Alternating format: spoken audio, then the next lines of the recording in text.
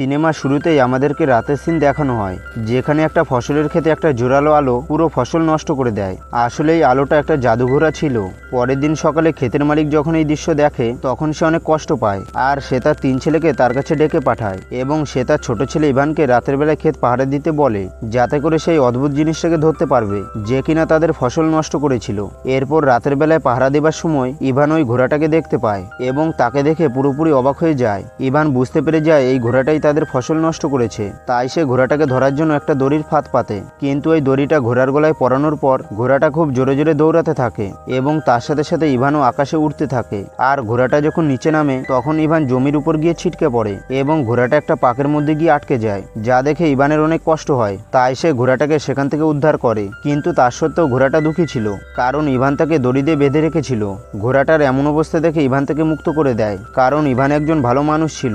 ঘোড়াটাকে মুক্ত করার পর সে ওখান থেকে অদৃশ্য হয়ে যায়। পরের দিন ইভানের যখন ঘুম ভাঙে তখন সে দেখে তার সামনে দুটো ঘোড়া দাঁড়িয়ে আছে, যা দেখে ইভান পুরোপুরি অবাক হয়ে যায় এবং সেখানে একটা ছোট ঘোড়াও চলে আসে যার নাম ছিল ফোল, এবং সে বলে, কালকে তুমি যাকে উদ্ধার করেছিলে আমি তার ছেলে। ছোট ঘোড়াটা আরো বলে, আমার মা তোমার কাজের জন্য খুশি হয়েছে, তাই তোমাকে সাহায্য করার জন্য আমার সঙ্গে দুটো ঘোড়া পাঠিয়েছে। ইভান তখন এই কথা শুনে অনেক খুশি হয়, আর সে মনে মনে ভাবে এই ঘোড়া দুটোকে বিক্রি করে সে অনেক টাকা পাবে। কিন্তু ঠিক তখনই ইভানের বাবা সেখানে চলে আসে এবং সে তাকে দেখার আগেই ছোট ঘোড়াটা ইভানকে নিয়ে দ্রুত গতিতে পালিয়ে যায়। ইভান তখন ফলের স্পিড দেখে অবাক হয়ে যায়, কিন্তু কিছুক্ষণ পর তার মনে পড়ে সে বাকি দুটো ঘোড়াকে ওখানেই রেখে এসেছে। কিন্তু ফল জাদুর সাহায্যে বাকি দুটো ঘোড়াকেও তার কাছে নিয়ে আসে। তারপর তারা দুজন মিলে ঘোড়া দুটোকে বিক্রি করার জন্য শহরের দিকে যেতে শুরু করে। শহরে যাবার পর ইভানের ঘোড়া দুটোকে দেখে সবাই অবাক হয়ে যায় আর ইভানের ঘোড়া দুটোকে কিনতে চায়। ফল তখন বুঝতে পারে এখানে খারাপ কিছু হতে চলেছে, তাই সে ইভানকে বলে, আমরা কি এখানে বসতে পারি? কিন্তু ইভান তার কথায় অতটা পাত্তা দেয় না। আসলে ইভানের কাছে কোনো টাকা ছিল না,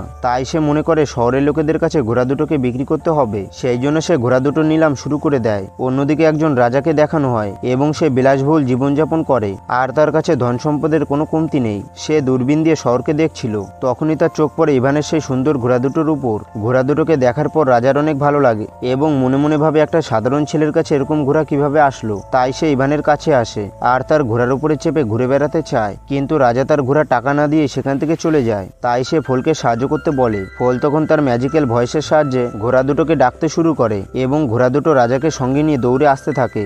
রাজা তখন গতি সামলাতে না পেরে কয়েকটা আটার বস্তার উপর পড়ে যায়, তাই রাজার পুরো মুখে আটা লেগে যায়। এই কারণে রাজা প্রচন্ড রেগে যায়। এরপর ইভান রাজার কাছে তার ঘোড়ার দাম চায়, এতে রাজা রাজি হয়ে যায়, কিন্তু মন্ত্রী তাকে একটা পরামর্শ দেয়, যদি ইভানকে ঘোড়া দেখাশোনার দায়িত্বে রাখা যায় তাহলে এর প্রতিশোধ নেওয়া যাবে। মন্ত্রীর এই পরামর্শটা রাজার অনেক ভালো লাগে, সেই জন্য রাজা ইভানকে ঘোড়া দেখাশোনার দায়িত্ব দেয়। এরপর ধীরে ধীরে গোটা শহরে ইভানের জনপ্রিয়তা বাড়তে শুরু করে, যেটা রাজার একদমই পছন্দ হয় না। মন্ত্রী তখন রাজাকে আরো একটা বুদ্ধি দেয়। মন্ত্রী রাজাকে বলে, ইভানকে যদি ফায়ারবার্ড খুঁজে আনতে বলা হয় তাহলে সে কখনোই সেটা আনতে পারবে না, কারণ এখনো পর্যন্ত যারা ফায়ারবার্ড খুঁজে আনতে গেছে তারা কেউ ফিরে আসেনি, এবং সে যদি ওটা আনতে না পারে তাহলে তাকে সাজা দেওয়া হবে। মন্ত্রীর এই বুদ্ধিটা শুনে রাজার অনেক ভালো লাগে, তাই রাজা ইভানের কাছে যায় আর তাকে ফায়ারবার্ড খুঁজে আনতে বলে। এরপর ইভান আর ফল মিলে ফায়ারবার্ড খুঁজে আনতে যায়। ফল তার ম্যাজিকের সাহায্যে ইভানকে একটা জঙ্গলের ভিতরে নিয়ে আসে। জঙ্গলে আসার পর তারা অনেক বাদাম দেখতে পায়। আসলে ফায়ারবার্ডকে সহজে ধরা যাবে না, তাই তাকে যদি বাদাম খাইয়ে দেওয়া হয় তাহলে সেই পাখিটা ঘুমিয়ে পড়বে এবং সেই সুযোগে পাখিটাকে ধরে ফেলা যাবে। এরপর তারা দুজন একটা মরুভূমিতে আসে, কারণ এখানেই ফায়ারবার্ড থাকে। সেখানে আসার পর ইভান চারিদিকে বাদাম ছড়িয়ে দেয় আর বাদামের গন্ধ শুকে ফায়ারবার্ড একটা একটা করে বাদাম খেতে থাকে এবং সে কিছুক্ষণ পর বুঝতে পারে তার আশেপাশে কেউ রয়েছে। তাই ফায়ারবার্ড ইভান এবং ফলের উপর আক্রমণ করে। কোনো মতে তারা দুজন সেখান থেকে পালিয়ে যায়, কিন্তু তারা যখন পালাচ্ছিল তখনই ফায়ারবার্ড তাদের সামনে চলে আসে। ইভানের কাছে তখন একটাই বাদাম ছিল এবং সেটা সে ফায়ারবার্ডের সামনে ছুঁড়ে মারে, আর সেই বাদামটা খাওয়ার পর পাখিটা ঘুমিয়ে পড়ে। সেই সুযোগে ইভান পাখিটাকে একটা লোহার শিকল পরিয়ে বন্দি করে রাখে। তারপর পাখিটার যখন ঘুম ভাঙে তখন সে প্রচন্ড দুঃখ পায় আর তার চোখ থেকে জল পড়তে থাকে। পাখিটার এরকম অবস্থা দেখে ইভানের অনেক খারাপ লাগে, তাই সে তাকে মুক্ত করে দেয় এবং তার দুটো ডানা মিলে আকাশে উড়ে যায়। আর সে যাবার আগে ইভানকে একটা পালক দিয়ে যায়, যেটা ফায়ারবার্ডের মতন উজ্জ্বল ছিল। এরপর ফল আর ইভান রাজার কাছে ফিরে আসে এবং রাজাকে পুরো ঘটনাটা খুলে বলে। সে অনেক কষ্ট করে ফায়ারবার্ডকে ধরেছিল আর তার দুঃখ দেখে সে তাকে ছেড়ে দিয়েছে, কিন্তু তার এই কথা কেউ বিশ্বাস করে না এবং তার মজা উড়াতে থাকে। তাই সে প্রমাণের জন্য সেই পালকটাকে দেখায়, কিন্তু ততক্ষণে পালকটা নষ্ট হয়ে গিয়েছিল। তাই রাজা তাকে মৃত্যুদণ্ডের শাস্তি দেয়। তারপর তাকে যখন বলি দিতে যাচ্ছিল তখন সেখানে ওই ফায়ারবার্ডটা চলে আসে আর ইভানকে সেখান থেকে উদ্ধার করে। এটা দেখার পর তখন সবার বিশ্বাস হয়ে যায় যে ইভান সত্য কথা বলেছিল। তাই রাজার ইচ্ছা না থাকলেও হলেও তাকে জোরজবস্তি সম্মান দিতে হয়, যার কারণে ইভানের জনপ্রিয়তা আরো বেশি করে বেড়ে যায়, যা দেখে রাজার একদমই পছন্দ হয় না। তাই সে মনে মনে ঠিক করে যেভাবেই হোক ইভানকে শাস্তি দিতে হবে। এরপর মন্ত্রী আবারও রাজার কাছে আসে আর তাকে একটা বুদ্ধি দেয় যে বরফের রাজকুমারীকে খুঁজে আনতে বললে কেমন হবে, কারণ সে দুর্গম পাহাড়ে থাকে আর ইভান তাকে সেখান থেকে আনতে পারবে না।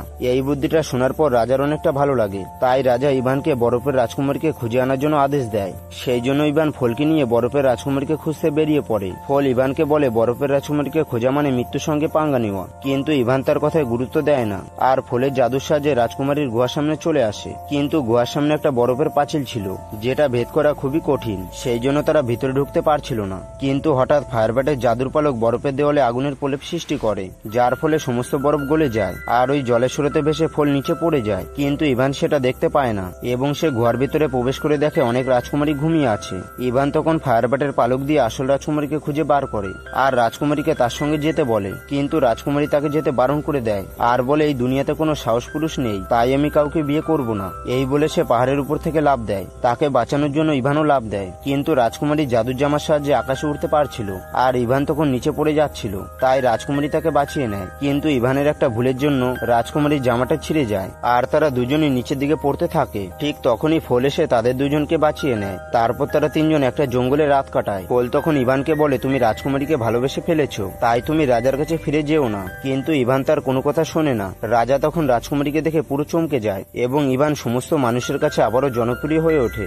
এরপর ইভান রাতের বেলা একটা ফুল নিয়ে রাজকুমারীর কাছে যায়। রাজকুমারী এটা দেখে অনেক খুশি হয়, কারণ রাজকুমারী ইভানকে ভালোবেসে ফেলেছিল। ঠিক তখনই সেখানে রাজার লোক চলে আসে, তাই ইভানকে সেখান থেকে চলে যেতে হয়। এরপর রাজা রাজকুমারীকে বিয়ে করার জন্য প্রস্তাব দেয়, কিন্তু রাজকুমারী তাকে বারণ করে দেয় আর বলে আমি ততক্ষণ বিয়ে করতে পারবো না যতক্ষণ না আমার দাদির হারিয়ে যাওয়া আংটিটা খুঁজে পাচ্ছি, আর সেটা একটা বড় তিমির পেটের মধ্যে রয়েছে।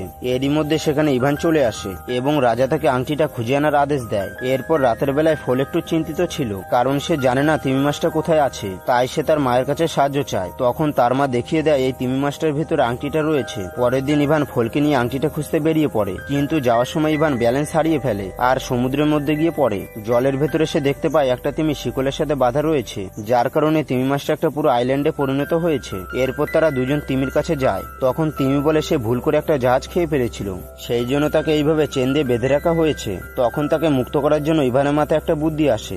ইভান ফলকে সঙ্গে নিয়ে তিমির নাকের মধ্যে প্রবেশ করে, যার ফলে তিমির একটা বড় হাঁচি আসে এবং হাঁচি মারার সাথে সাথে তার পেটের ভেতর থেকে সমস্ত জাহাজ বেরিয়ে আসে এবং তার বাঁধন ছিঁড়ে যায়। আর দেখতে দেখতে তিমিটা সমুদ্রের ভেতরে হারিয়ে যায়। ইভান তখন রাজকুমারীর দাদির আংটিটা চাইতে ভুলে যায়। ঠিক তখনই সেখানে একটা কাকড়া চলে আসে আর ইভানকে রাজকুমারীর দাদির আংটিটা ফিরিয়ে দেয়। আসলে তিমি ইভানের মনের কথা বুঝতে পেরে গিয়েছিল।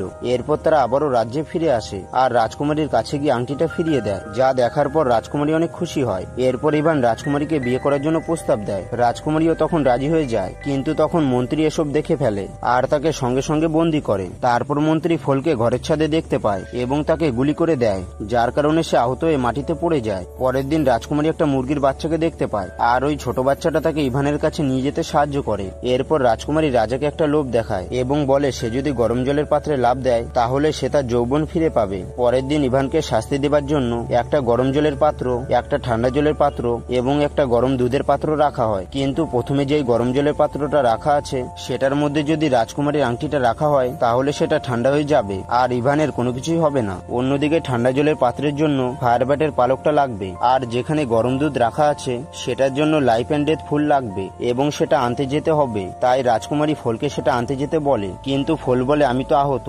রাজকুমারী তখন ফলকে ভরসা দেয়, তাই সে তাড়াতাড়ি করে ওই ফুলটাকে আনতে যায়। ফুলটা তোলার সময় বলা হয় এটা যদি সে তোলে তাহলে সে মারা যাবে, কিন্তু সে নিজের জীবনে মায়া না করে ফুলটা তুলতে শুরু করে। অন্যদিকে ইভানকে গরম জলের পাত্রে ফেলা হয়। তখন রাজকুমারী সঙ্গে সঙ্গে আংটিটা গরম জলের মধ্যে ফেলে দেয়, যার কারণে ইভানের কোনো কিছু হয় না। এরপর ইভানকে ঠান্ডা জলের পাত্রে ফেলে দেওয়া হয়। তখন সেখানে ফায়ারব্যাটের পালকটা ফেলে দেয়, যার কারণে তার কোনো কিছুই হয় না। এরপর ইভানকে সেই গরম দুধের কাছে পাঠানো হয়, কিন্তু তখনও সেখানে ফল আসতে পারে না। তারপর কিছুক্ষণ কিছুক্ষণ পর ফুল সেখানে চলে আসে আর ওই ফুলটাকে গরম দুধের পাত্রের মধ্যে ফেলে দেয়, যার কারণে ইভান একটা রাজকুমারে পরিণত হয়। অন্যদিকে রাজার লোভ ছিল যৌবন হবার, তাই সে গরম জলের পাত্রে লাফ দেয় এবং সেখানে পড়া মাত্রই একটা বাবেলে করে আকাশে চলে যায়। আর রাজা চলে যাবার পর ইভানকে সেখানকার রাজা বানানো হয় এবং তারা দুজন মিলে বিয়ে করে। তারপর তারা ফুলের কাছে আসে, কিন্তু ফুল অনেক দুঃখী ছিল, কারণ লাইফ অ্যান্ড ডেথ তোলার সময় তাকে বলা হয়েছিল সে মারা যাবে। তখন রাজকুমারী বলে, তোমার চিন্তা করার কোনো দরকার নেই, কারণ তোমার মনের পরীক্ষা নেওয়া হয়েছিল। এই কথা শোনার পর ফুল অনেক খুশি হয়। এরপর তারা তিনজন মিলে সুখে শান্তিতে বসবাস করতে থাকে। আর বন্ধুরা, এর সাথে সাথে এই মুভিটা শেষ হয়ে যায়। তো বন্ধুরা, তোমাদের এই মুভির গল্পটা কেমন লেগেছে সেটা কমেন্ট বক্সে অবশ্যই বলে যাবে।